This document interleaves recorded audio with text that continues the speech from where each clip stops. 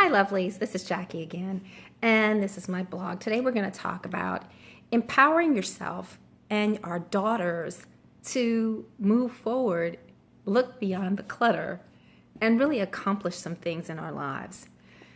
I was on Facebook and saw a disturbing video the other day. It was a mother, and the judge chastised her, and I really felt like he should have, because this mother had a boyfriend, and she put her boyfriend ahead of herself and her children to the point where she allowed this man to abuse her, to sexually abuse her children, to physically abuse her, and physically abuse her children.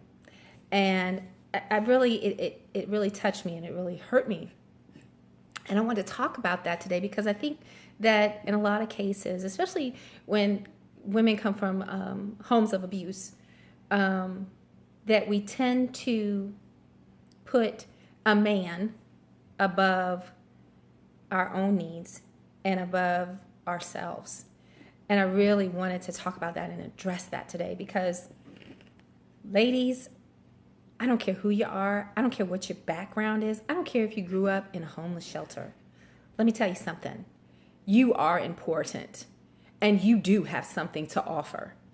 What you got to do is go out here and find your passion, something that you really, really love, something that you really, really like.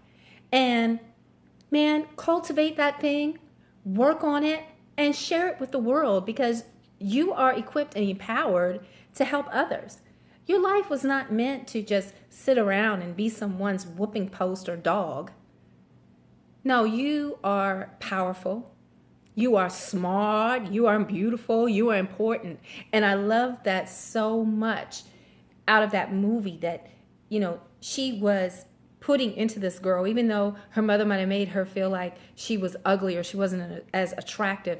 This housekeeper kept instilling in this little girl that you are smart, you are beautiful, and you are important. And no, her English and her language wasn't perfect, but man, she did the best she could with what she had. And that's all I'm saying is, ladies, look, let's do the best we can with what we have, and you would be surprised at what you can accomplish. There was a young lady I read an article about in Washington, D.C. last year. She grew up, spent the last 5 years, her growing up in a homeless shelter. Man, she made it through public school education, came out with 5 scholarships, full scholarships, all 4 years to 5 different, very prestigious universities in the United States. And let me tell you, it's because somewhere along the line, it got instilled in her that she was smart, she was beautiful, and she was important. And understand, ladies, we all have beauty. We've got to stop this, teenagers tearing each other down. Man, find something beautiful about that young lady and help her bring it out. And that's what we're about here, bringing each other out, helping one another out. And that's what this forum is about, And if you see someone, man, help them out. If you know that they're being abused or whatever, pull them to the side. And you may not have to address the situation because they may not be ready at the time. Use wisdom. You can't just go digging in somebody's life and you don't have a relationship with them. But you doggone sure can point out something positive about them. Something that, oh, girl, you have beautiful eyes. Have you ever thought about putting on a little eyeliner? And sometimes building self-esteem can come from the outside and work in. And sometimes it has to go that way because, we've got generations of women who've been told that they were nothing and that the only way that they were going to make anything out of themselves was to make it on their back. And we all know what that means. That's not true. It's not true at all. If you have a voice, if you can move, if you can breathe, if you can wake up in the morning, you have something to offer, and you are so important. I've read stories about women who come with nothing and manage to be very successful, more successful than women and men walking around here who were born with a silver spoon in their mouth. Ladies, we've got to begin to help one another out. We can't keep, oh, look at what she's got on. Well, you know what? She doesn't know any better. So let's not sit back and criticize, the fact that maybe she's out here dressed inappropriately. Get her a gift. If it offends you so much, buy her a gift. Buy her a skirt that covers her behind. Or buy her a shirt that her breasts are not showing. But don't sit back and talk about it, because you're worse than she is when you do that. We have got to empower one another. And we're talking across racial lines, because, cutting women down, we all races, teenagers, putting another person down. Come on, man. Feel secure enough about yourself that you don't have to do that. Man, it's going to be a much better place around here when you do. The plight of America right now is terrible. It's absolutely terrible. You got race against race, women against men, women against women, straight people against gay people, against the lesbians, against the what do you call it? Transgender. Wow. Really? And it's really all over differences. It's over differences. So why can't we celebrate our differences? At least that's what I thought America was all about. Celebrating differences and coming together and becoming stronger, because we share our different talents and we work together so that every person supplies to the good of the whole. We've got to stop making people think that they have nothing to offer, and remind people that you're important, that you matter, that you can make a change. Recently, I saw a young lady, actually it was a young man. It was a clip from the Oprah Winfrey Show. This young man had no arms, no legs, but he could get around. He could speak. He could move on that wheelchair that he had. And he used what he had to help others. He had a voice. He had a very powerful voice. And I believe that he sat and he observed and he watched people and he said, you know what? I don't care if I don't have arms, and I don't care if I don't have legs. I got a mouth. And with this mouth, I can speak. I have a mind.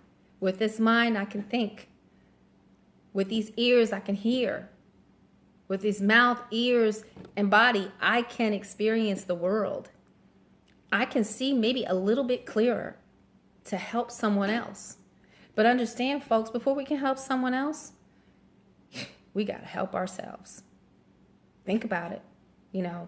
If my eyes are clouded about myself and I'm not seeing clearly about myself, how in the world am I going to see clearly to help someone else?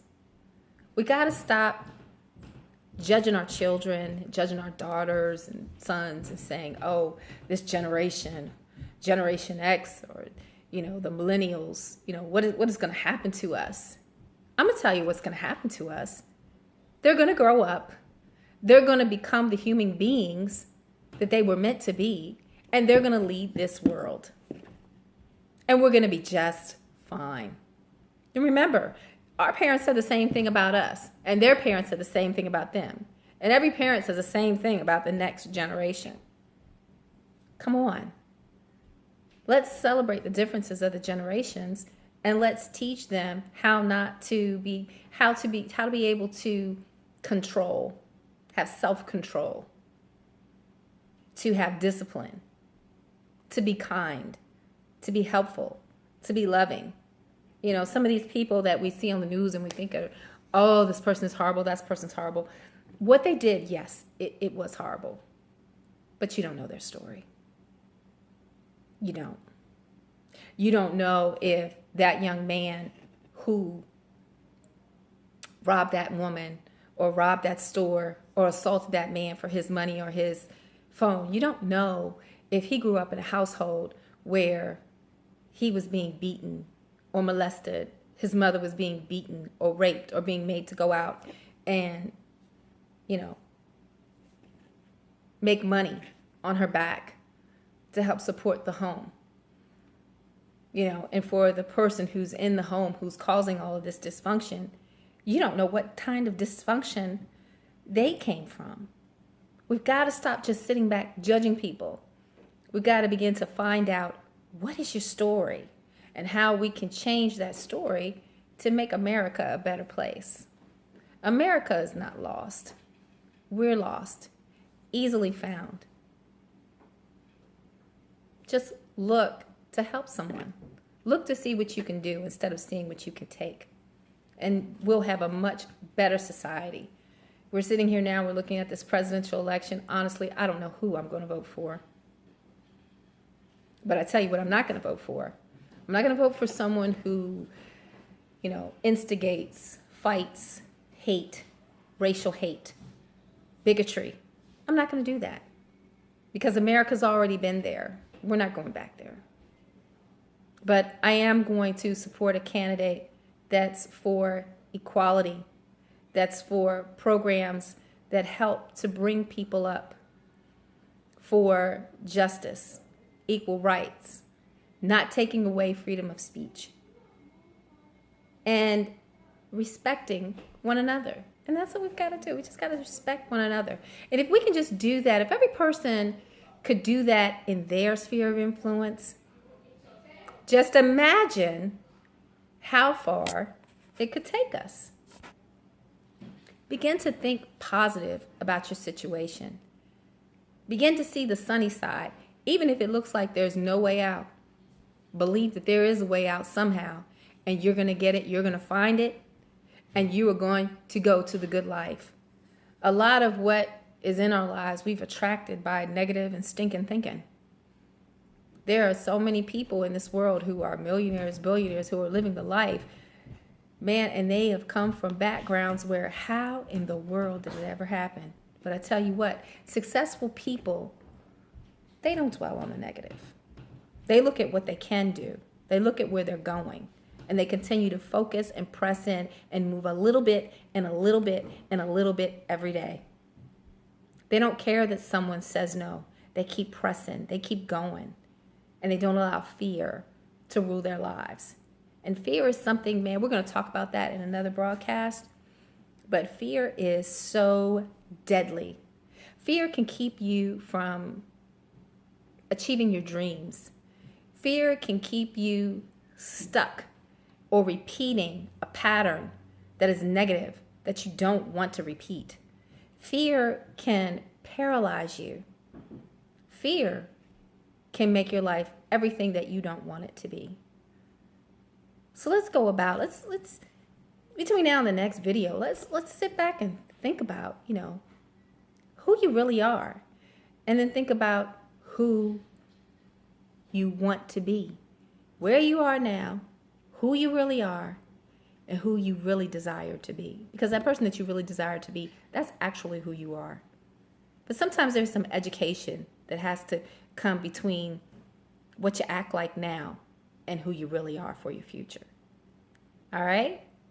Well, man, let's keep positive outlook. Let's get rid of negative thinking. When those negative thoughts come up, replace them with something positive. And let's move forward. Share your stories. Anyway, ladies, it's been great, and be beautiful.